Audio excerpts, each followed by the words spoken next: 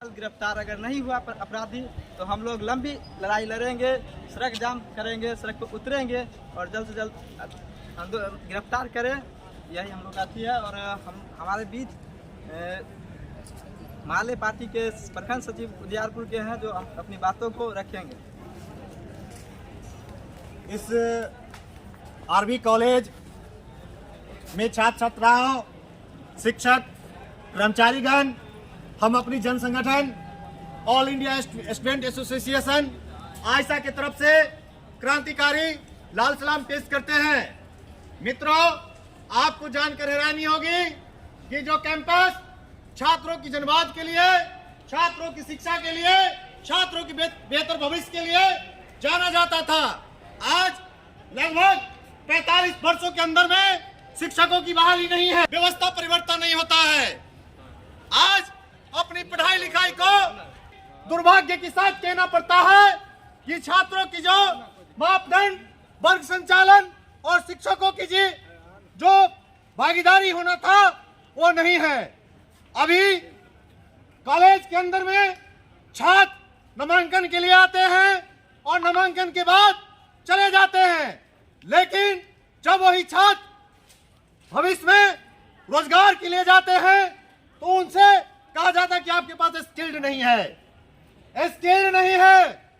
आप जो पढ़ के आए हैं वो बाजार के हिसाब से नहीं है, तो बाजार के हिसाब से सिलेबस की कैसी व्यवस्था होनी चाहिए।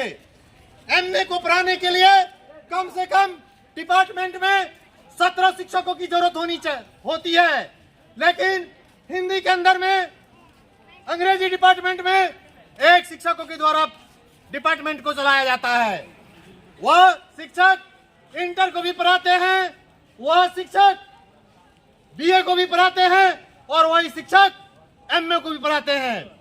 जब छात्र किसी तरह से नामांकन करा लिया जाता है और छात्र किसी तरह से फॉर्म भरते हैं, एग्जाम देते हैं और चले जाते हैं, आपको जानकर हैरानी होगी कि छात्रों को पढ़ाने के लिए प्रोफेसर को कम से कम 2.25 लाख रुपया महीना देता है और वही छात्र अपनी पढ़ाई को जारी रखने के लिए कॉलेज में आते हैं और एडमिशन कराने के बाद, फॉर्म भराने के बाद चला जाता है।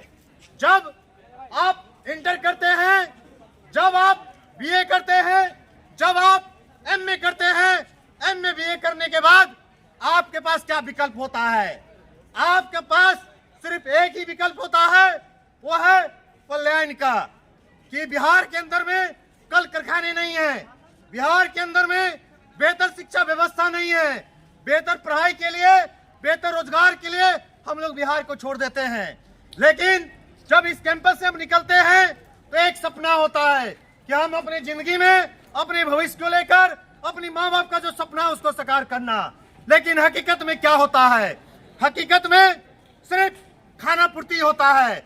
हम लोग किसी तरह से बीए करते हैं, किसी तरह से एमए करते हैं और फिर सामान्य जो प्रतियोगिता है उसकी तैयारी में लग जाते हैं। यदि इंटर करने के बाद हमको नौकरी मिल जाए, आपको नौकरी मिल जाए, तो बीए करना मुनासिब नहीं समझते हैं। यदि बीए में हम लोग को नौकरी मिल जाए तो एमए करना मुनासिब नहीं समझते हैं। दूसरी ओर इंजीनियर के जो छात्र हैं, मेडिकल के जो छात्र हैं, एक प्रचार चल रहा है कि मानविकी के जो छात्र होते हैं औसत होते हैं, कम पढ़े लिखे लोग होते हैं, लेकिन मानविकी जो सब्जेक्ट होता है, विषय होता है, उसका भी योगदान समाज के अंदर, देश के अंदर, देश को आगे बढ़ाने में उतना ही योगदान है जितना विज्ञान का योगदान है, जितना तकनीक का योगदान है। इसलिए हर जो विषय है, हर जो ऑनर्स की सब्जेक्ट है अपने आप में महत्वपूर्ण होता है। हमको इसलिए महत्वपूर्ण नहीं लगता है, आपको इसलिए महत्वपूर्ण नहीं लगता है कि उस जो विषय वस्तु है, जो सब्जेक्ट है, उसकी गरिमा को हम लोग समझते नहीं है। हम लोग किसी तरह समझते हैं कि मेरी नौकरी लग जाए, बात खत्म। आज क्या हो रहा है? आज कैंपस के अंदर में जो यहाँ के प्राचार्य हैं, यहाँ के प्रोफेसर हैं, जब उनसे बात होती है हम लोगों के अंदर में तो अभी रोना रोते हैं। हम पढ़ा पाए, मेरे पास समृद्ध लाइब्रेरी नहीं है कि सिलेबस के अकॉर्डिंग हम बच्चों को किताब दे पाए। मेरे पास बेहतर लेबोरेटरी नहीं है कि जो विज्ञान के छात्र हैं प्रयोगशाला में जाके प्रयोग कर सके, तो वो रोना रोते हैं। लेकिन एक दूसरी तरफ देश के तमाम जो सेंट्रल यूनिवर्सिटी हैं, विश्वविद्यालय हैं, जो 24 घंटा छात्रों के लिए पुस्तकालय अवेलेबल कर रहा है, छात्रों के लिए लेबोरेटरी अवेलेबल किए हुआ है। लेकिन आरवी कॉलेज के अंदर तमाम ऐसे मिथिला यूनिवर्सिटी विश्वविद्यालय के अंगीभूत कॉलेज है जिसकी लाइब्रेरी के अंदर में धूल फाकता है, छात्रों को किताब नहीं मिलता है। और जब आप नामांकन कराते हैं, नामांकन स्लिप में तमाम तरह के शुल्क उसमें इन्वॉल्व होते हैं, जिसमें पुस्तकालय का शुल्क, लेबोरेटरी का शुल्क और तमाम तरह के छात्र एक्टिविटीज होते हैं, उसके लिए यूनिवर्सिटी छात्रों से पैसा लेता है। तो हम इस प्रतिरोध सभा के माध्यम से भी कहना चाहते हैं कि आप जब तक समझिएगा नहीं, जब तक बेहतर पढ़िएगा नहीं, तब तक आप समाज को नहीं बदल सकते हैं और अपने आप को नहीं बदल सकते हैं। इसलिए आप देश के भविष्य हैं, देश आपके जो पढ़ाई लिखाई है इससे निर्भर करेगा कि देश का भविष्य क्या होगा। लेकिन दुर्भाग्य की साथ कह रहे हैं कि कॉलेज कैंपस में छात्रों का जो मूलभूत आवश्यकताएं हैं उसकी पूर्ति नहीं हो रहा है। और आरवी कॉलेज के अंदर में किसका बच्चा पढ़ता है?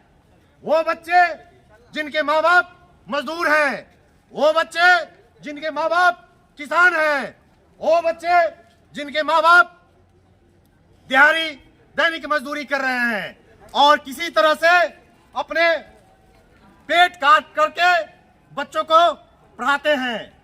आप जानकर हैरानी होगी, देश के अंदर में हिंदुस्तान एक ऐसा देश है जहां पढ़ाई पर सिर्फ 18% का जीएसटी लगता है और तमाम जो बड़े बड़े नेता हैं, बड़े बड़े पदाधिकारी हैं, बड़े बड़े इंडस्ट्रियलिस्ट हैं, उद्योगपति हैं, उनके बच्चा आरवी कॉलेज के अंदर में आके पढ़ाई नहीं करते हैं। इसलिए नहीं करते हैं कि उनके बच्चे का माकूल ये आरवी कॉलेज और ललित नारायण विश्वविद्यालय का कोई भी कॉलेज नहीं है।